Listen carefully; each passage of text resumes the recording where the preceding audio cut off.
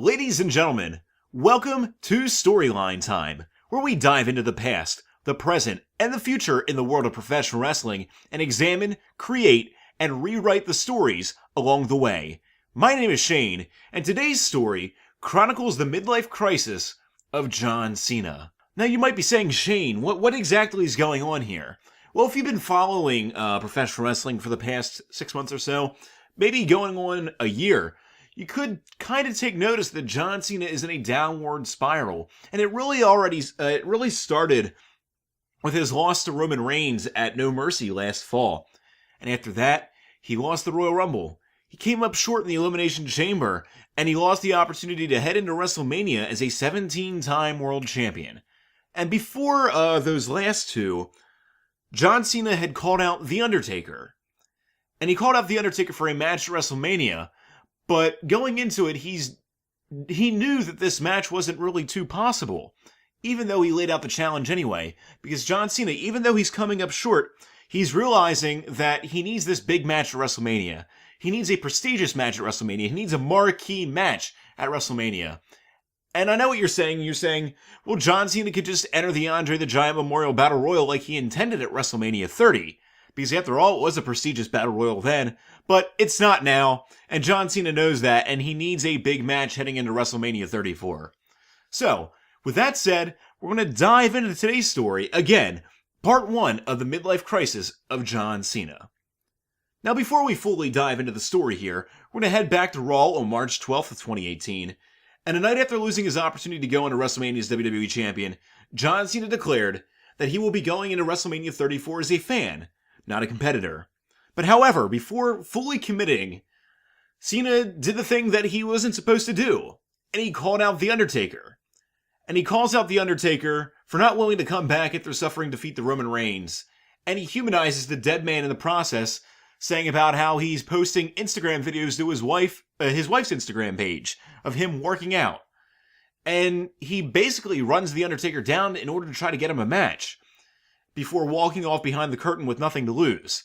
Because he knows that he needs to get The Undertaker to come back so he can get that marquee match, because there's nothing else left on the table. So again, that was Raw last Monday on March 12th, 2018. We know that happened. We know that happened in the past, and this is the fuel for the fire for John Cena's midlife crisis. So we're going to head to Raw on this Monday, March 19th, 2018. As of this recording, to fully get the fans behind the storyline, we need to do something to really grab their attention. Because fans have been clamoring for this match to happen for years. And the best time for this match to happen would have been during the streak. When The Undertaker was 18, 19, 20, 21-0. But they never did it. They never did it, and it's too late now. It's too late to capture the atmosphere, to get all the fanfare going into this match for WrestleMania for when the streak would have been on the line. John Cena, the franchise, going up against the Phenom, The Undertaker, streak versus Cena. That would have been a big match, perhaps the greatest match in WrestleMania history. But that's not going to happen now. But now that WWE is molding this match up for WrestleMania 34, we need to get the fans behind this match just as much as they would have been for a Streak versus Cena matchup. So again, we're going to go to Raw on March 19th, 2018. And out comes John Cena again to lay out the challenge for the dead man. Cena says the challenge has been put out there, and it's only a matter of time until he hears back. Or he doesn't. He has nothing to lose with this challenge, because like he said, he can go into WrestleMania as a fan for the first time and celebrate with the universe as WrestleMania 34 goes on. Even though he has nothing to lose by putting this challenge out there, The Undertaker has nothing to lose. He can come back and have a great match against one of the all-time greats and prove that he can still fight. Or even if he would lose, he would have another match with one of the all-time greats. And in order to really try to get The Undertaker to come back, he brings up Michelle McCool's Instagram once again.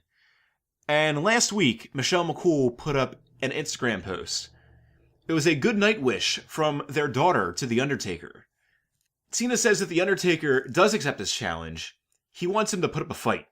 But he wants The Undertaker to know, when all is said and done, he'll be the one calling him Daddy at the end of the night. Just like their daughter calls The Undertaker Daddy in their Instagram posts. With that said, John Cena will be on SmackDown tomorrow night to call out The Undertaker once again.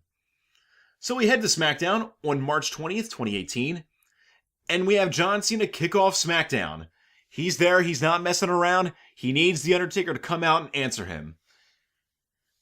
John Cena enters the ring, and he calls out The Undertaker again. And he says that he really, really hopes that he doesn't have to dig Undertaker a deeper grave in order to get him out of this hole. Just like he did before with the reference to Michelle McCool's Instagram post. And as soon as John Cena says that, the lights go out, and the crowd goes wild. But rather than hearing the infamous, we hear a record scratch. And out comes Dolph Ziggler. The fans were on edge, hoping that The Undertaker would come out. But in turn, it's just Dolph Ziggler. Out comes Dolph Ziggler and he walks in the ring and he says, "Quit wasting your time on someone whose career is over. And rather turn your attention to something you've never done at WrestleMania. Steal the show." Dolph Ziggler lays down the challenge. Dolph Ziggler versus John Cena at WrestleMania 34. And at this point, who knows what the crowd's going to do? They're in Dallas, Texas. They are fully expecting The Undertaker to appear. They were probably expecting him to appear the night before on Raw, because they were in Dallas the same night. But the crowd is fully expecting they're fully expecting The Undertaker to come out.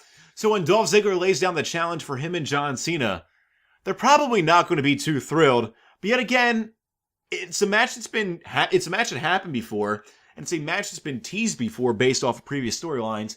So the potential is there for it to be a good match, but the fans might really not be into it. John Cena, after the challenge has been laid out, he appreciates the thought, but he's already made up his mind.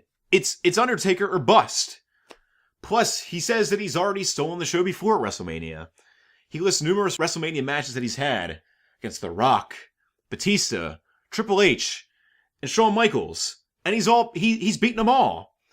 Then he says, "Speaking of Shawn Michaels, why would he want to waste his time at WrestleMania beating another Shawn Michaels, a Shawn Michaels wannabe?" And this gets Dolph Ziggler fuming, and he goes for a super kick. But Cena catches his leg and lifts him up for an AA. Ziggler manages to get off his shoulders in time and flies out of the ring. And that ends the segment, but over commercial break, Daniel Bryan makes the match for later on that evening. Dolph Ziggler gets his WrestleMania wish, but it comes a few weeks early in the main event of SmackDown that night. John Cena versus Dolph Ziggler. And these two get the time for a proper WrestleMania match. The match starts shortly after 9:30, and the two go back and forth. Plenty of near falls with both men getting the upper hand, and it goes on and on for over 20 minutes. And around the 55 mark in the final hour of SmackDown, John Cena gets the advantage, and he goes for his double attitude adjustment. He hits the first, rolls through, gets Ziggler back up on his shoulders in position while he stares into the hard camera, probably mouthing off. But before he can slam him down, we hear the infamous, the Cena surprise. The lights go out, come back on, Dolph Ziggler is gone, and behind John Cena is the dead man himself, The Undertaker. The crowd's going wild. John Cena turns around right into a chokeslam from The Undertaker. He looks at Cena, laying down on the ground, looks up at the WrestleMania sign, and does his traditional kneeling pose right next to John Cena to end the show. For all intents and purposes, John Cena versus The Undertaker is on for WrestleMania. And this gets the fans reeling for days upon days upon days. They tune into Monday Night Raw to see what happens next between John Cena and The Undertaker. So we head to Raw on March 26, 2018, 6 days after The Undertaker chokeslammed John Cena in the main event of SmackDown. And to kick off the show, the Raw announce team, they recap the happenings regarding John Cena and The Undertaker. And they mention that John Cena is due to appear later on in the evening to, again, call out The Undertaker to see why he's there, what happened, and what made him do what he did. So later on in the evening, John Cena comes out, do his normal spiel, and he says it looks like he finally received his answer. But he wonders why it had taken so long. Why didn't The Undertaker answer him right away? Was he scared? Did he not want to come back? What did he do to cause The Undertaker to finally accept his challenge for WrestleMania? So he calls out The Undertaker once again to explain why he waited. Or is he not going to show up and hide behind his own mortality like he's done for the past 8 years? Because you figure, he only shows up around WrestleMania season. So why did he show up again? The lights go out. The bell tolls. And Undertaker strolls down to the ring and stares Cena in the eyes as the crowd goes electric. And this happens for a while. It's just The Undertaker staring at John Cena and the crowd going wild. But eventually, John Cena gets impatient. And he says that he's been around for too long. The mind games won't work on him. The Undertaker needs to tell him why he came back. The Undertaker continues to stare at Cena, removes his robe. Again, he's not wearing his traditional The Undertaker gear, because you figure he took off the hat, he took off the trench coat, and he took off his gloves in the ring. He's wearing what he wore to Raw 25. To kind of say, hey, you know, the robe, or the jacket, the trench coat, the hat, and the gloves, they're gone. They're gone. This is a Undertaker who's been stripped down. This is not a new Undertaker. It's still the same Undertaker, but it's a damaged Undertaker. After Undertaker removes the robe, he's in his ring gear, and he takes the mic of his own. He says, "This isn't about the mind games, John. He's here to address Cena man to man, not dead man to man, man to man." Again, further stripping down the Undertaker character. Many have assumed that the Undertaker would turn into the American Badass. You figure they've referenced the Undertaker in a human light now that the streak has been gone. Not only has the streak been gone, but ever since he lost to Roman Reigns, you figure he kissed Michelle McCool afterwards, kissed his wife after he lost, and John Cena called out the Undertaker using the Instagram. You would think that the American Badass would come back, but I tell you what, it's the Undertaker. What is the Undertaker most known for? His character, the dead man character. If this is the Undertaker's last match, or if this is the Undertaker's final ride, his last ride, you want that dead man character to be there, because that's what everybody knows the Undertaker about. That's what everybody loves about the Undertaker. They love the dead man character. So again, even though the dead man is there, the Undertaker is addressing John Cena man to man. You strip that away and you humanize Taker. Again, I'm sounding like a broken record, but you need to do that in order for this feud to get personal. And that is what is needed to get the fans to care about this feud. Undertaker says that he's been doing this for over 30 years, putting his body on the line and breaking it down beyond belief. He's lived to tell the tale and built up a legend far bigger than what he believed when he first stepped foot on the yard. He's battled the best of the best and seen many become mortal and few rise to the occasion, including a prototype from West Newbury, Massachusetts. Last April, he battled the baddest hound to run the place today on his home turf, but he lost for the second time. He lost once, but he knew he could bounce back, and he did. But he was skeptical, and he knew the next time that he would lose on the grandest stage of them all, that is when the legend would walk away for good. The whole world saw what he did as he placed his gear in the ring and went back down under for what he thought was the final time. And as he did that, he thought he could ride in the sunset and take part in life outside of his yard. And for the first time in over 30 years, he could live life on his terms and not worry about anyone intruding and impacting not only himself, but his family. But that didn't happen. He was wrong, because someone was so self-centered, wanting to have that marquee match at WrestleMania after over a decade of having them already. That person had the opportunity for 15 years to go after the Phenom, but instead, he was too worried about protecting himself and making not only himself believe, but others believe that he was the top guy, when in reality, he knew he could never beat the top guy. That's why he never challenged him at WrestleMania. So what does he do? He calls him out, knowing damn well that the dead man is broken down and finished. Hell, even Cena said it himself last fall when he felt like he could beat Roman Reigns. Taker said he had no intentions of coming back. But until Cena brought his family, until he brought his daughter into the picture, that's when John Cena dug his own grave. If John Cena is willing to dive that low to get a WrestleMania match, if he wants The Undertaker that bad, then The Undertaker has one more ass whooping left in him, but on one condition. If John Cena can't beat a broken down Undertaker, then John Cena doesn't deserve to step inside the ring ever again. You have to hook the crowd into this match. You have to hook the crowd into this feud. You need to get it to the levels where it would have been had the streak been intact. So if you do career versus career, knowing damn well that it's going to be Undertaker's last match, and the possibility that it could be John Cena's last match, this can potentially hook the crowd. And I know what you're saying. You're probably saying, well, John Cena, he's probably going to win. But you never know. That possibility is always there for him to lose. John Cena then, after Undertaker lays out that challenge, he takes the mic. And he talks about how hard he was worked to get in this position today and become the greatest superstar sports entertainment has ever seen. And he did it without even having to face The Undertaker at WrestleMania. But now the time has come, and he has had the opportunity to do so, and further bury the others that are below him to take a term out of The Undertaker's book. But if he doesn't, then that blemish is always going to be there, and he can't ever change that. But he knows that if he can't ever change that, he knows he's still the greatest superstar that the WWE has ever seen. So he's not worried. John Cena ends the promo directed towards The Undertaker and says, "Be careful what you wish for. Not only did the streak die in New Orleans, but I'm going to put the final nail in your coffin when I defeat you at WrestleMania."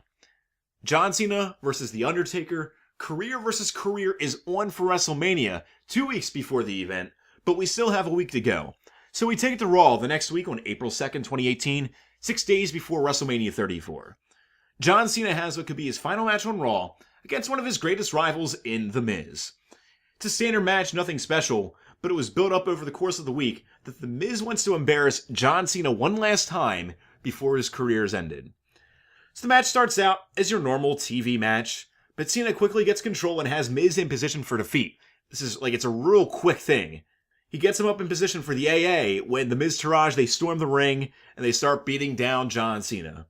But fortunately, John Cena receives help in the form of Finn Balor and Seth Rollins, who are going after the Miz's Intercontinental Championship at WrestleMania 34. So Kurt Angle realizes what just happened. He makes a six-man tag for later on in that evening. It'll be John Cena, Finn Balor, and Seth Rollins against the Miztourage. It's a nice little match doing the go-home to WrestleMania 34.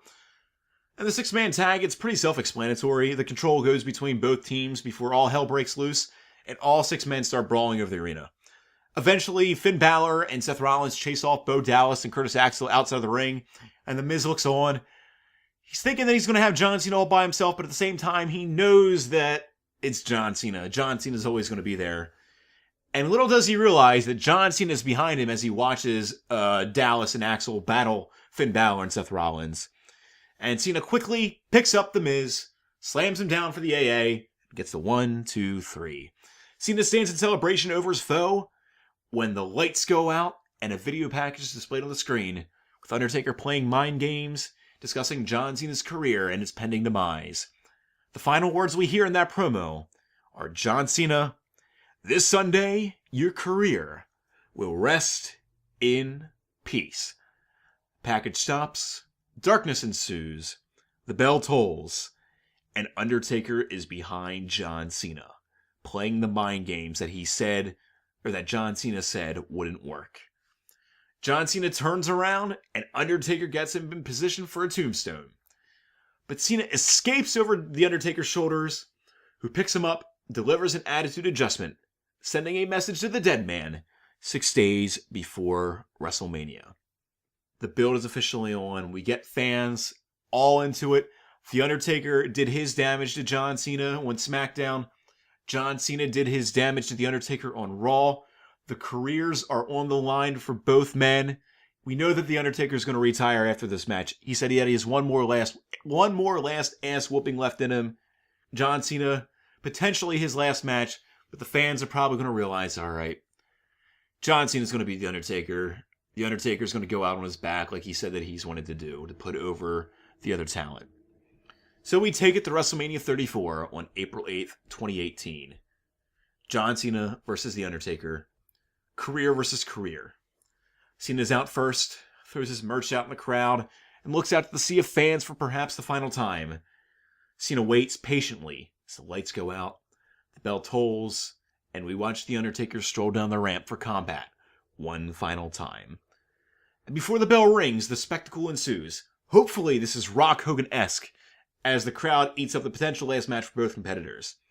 And the match itself needs to be treated like Rock Hogan, a spectacle. The Undertaker, he may not be who he was 5-10 years ago. He can't be flying over the top rope, jumping in the air. Heck, he might not even be able to perform old school. He hasn't done it for a while, but hopefully the surgery that he's had fixed it. But if this is his last match, he needs to go all out and leave the fans a match to remember. This match needs everything from both competitors that they're known for, too. Their signature moves, their taunts, their actions, and most importantly, it needs moments that the fans, the people, the universe is going to remember. Perhaps Cena gets Taker on top of the announcer's table for an AA, but Taker gets off and chokeslams him through the other announcer's table, leaving Cena crashing and burning. Then Undertaker rolls back in the ring, and John Cena just makes it in for before the 10 count goes and he gets counted out. Maybe Undertaker goes for a tombstone, but Cena moves off of his shoulders, gives him a spin-out powerbomb. Cena leans down, goes for the 5-knuckle shuffle, says, "You can't see me." But when he runs the rope and runs back towards the Undertaker, Taker sits up, his signature sit-up, and goes after John Cena. Or at some point, Taker goes for the snake eyes. When he's running back for the big boot, he runs into a diving shoulder tackle from Cena.